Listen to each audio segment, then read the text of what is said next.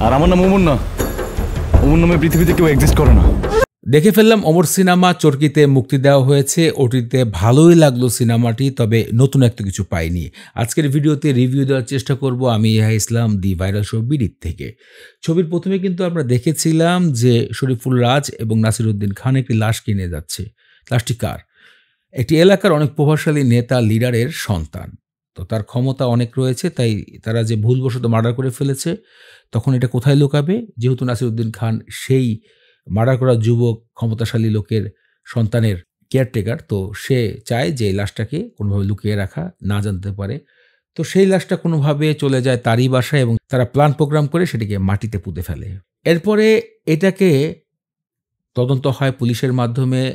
যেহেতু অনেক পাওয়ারফুল লোক, তিনি চেষ্টা করে খুঁজে বের করার জন্য তার ছেলে কোথায় হারিয়ে গেল। এদিকে শরীফুল রাজ পরিচয় দেয় যে সে তার ছেলের বন্ধু, তার ছেলেকে খুঁজছে।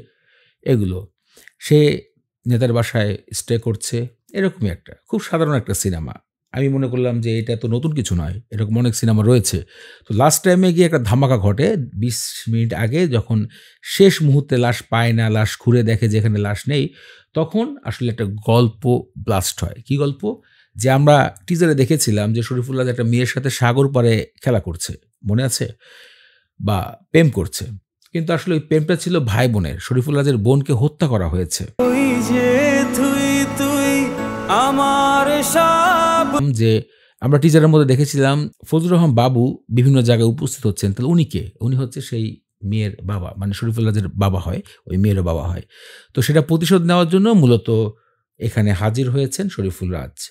প্রভাবশালী নেতার সন্তান ওই মেয়েকে তুলে নিয়ে গিয়ে ধর্ষণ করেছে, হত্যা করেছে এবং ওই বাবা সেই মেয়ের কোনো বিচার পায়নি, এমনকি লাশও পায়নি। এমন একটা ঘটনা হচ্ছে এখানে।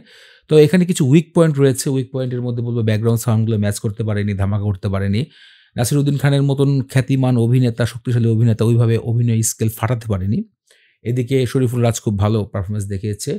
আবার এক সাইডে দেখলাম যেহেতু একজন প্রভাবশালী নেতার গল্প হচ্ছে, যেখানে অভিনয় করেছেন শহীদুজ্জামান সেলিম, উনি বিভিন্ন জায়গায় ওই ভ্যাপস খাচ্ছে। এই ভ্যাপস খাওয়াটা আমার কাছে খুব সস্তা মনে হয়েছে। সেখানে যদি ই-সিগারেট, মানে ওই যে মোটা ধরনের সিগারেটগুলো রয়েছে না, ওগুলো ইউজ করলে বেশি হট লাগতো। তো ওভারঅল সিনেমার গল্প নতুন বলতে কিছু নেই, তবে নতুন করে সাজানোর চেষ্টা করা হয়েছে। দৃশ্যমানের যে ঘটনাগুলো আমরা দেখেছিলাম, ওই সিনেমার মতনই এরকম একটা লাশ গুম করার বিষয়, প্রতিশোধ নেওয়ার বিষয় জাস্ট। তো ওভারঅল সিনেমাটা আমার কাছে মোটামুটি ভালো লেগেছে। ফ্যামিলি নিয়ে দেখার মতন এবং এন্টারটেনমেন্ট পাবেন।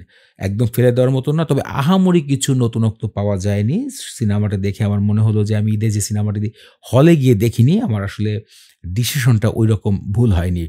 তবে চরকিতে গিয়ে দেখে আসতে পারেন, অল্প টাকা লাগে, সাবস্ক্রিপশন কিনে দেখবেন।